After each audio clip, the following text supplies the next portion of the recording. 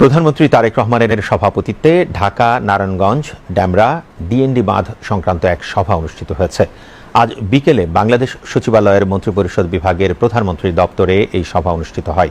এ সময় পানি সম্পদ মন্ত্রী শহীদ উদ্দিন চৌধুরী অ্যানি, প্রতিমন্ত্রী ফরহাদ হোসেন আজাদ, স্থানীয় সরকার, পল্লী উন্নয়ন ও সমবায় প্রতিমন্ত্রী মীর শাহে আলম, ঢাকা দক্ষিণ সিটি কর্পোরেশনের প্রশাসক আব্দুল সালাম, রাজুক চেয়ারম্যান প্রকৌশলী মোহাম্মদ রিয়াজুল ইসলাম উপস্থিত ছিলেন।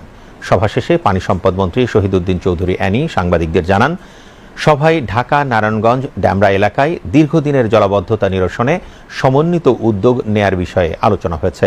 তিনি আরও জানান, আগামী 2 সপ্তাহের মধ্যে প্রকল্পটি সিটি কর্পোরেশনের কাছে হস্তান্তর করা হবে।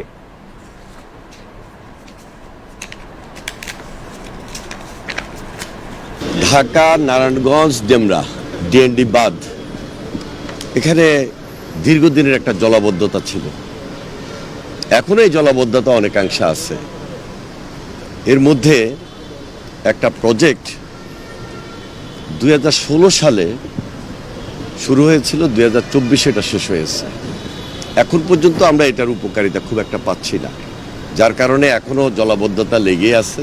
মাননীয় প্রধানমন্ত্রী তিনি আজকে একটা মিটিং আহ্বান করেছেন, সেখানে পানি সম্পদ মন্ত্রণালয়, সিটি কর্পোরেশন, ঢাকা এবং নারায়ণগঞ্জ, এলজিডি মিনিস্ট্রি, আরেকদিকে ডিসি সাহেব নারায়ণগঞ্জ উপস্থিত ছিলেন, এক্সপার্ট যারা তারা উপস্থিত ছিলেন, সকল মন্ত্রণালয়ের সবাই মিলে আমরা মিটিং করে এই সিদ্ধান্তে উপনীত হয়েছি যে পানি সম্পদ মন্ত্রণালয় কর্তৃক যে প্রজেক্টটি আমরা শেষ করেছি এটি আমরা হস্তান্তর করব সিটি কর্পোরেশনকে। পাশাপাশি আরও 30 কিলোমিটার আমাদেরকে নতুন প্রজেক্ট নিতে হবে, যেই 30 কিলোমিটার আমরা ড্রেনেজ ব্যবস্থাকে উন্নত করব। আগের একই প্রক্রিয়ায় যে প্রক্রিয়াটা ছিল একটা প্রজেক্ট করার মধ্য দিয়ে, তো ইনশাল্লাহ আমরা ধারাবাহিকভাবে এর রেজাল্ট আশা করছি। খুব শীঘ্রই জলাবদ্ধতা থেকে রক্ষা করা ঢাকা সিটি একটা সুন্দর বেনিফিট আমরা জনসাধারণের কাছে পৌঁছাতে পারব।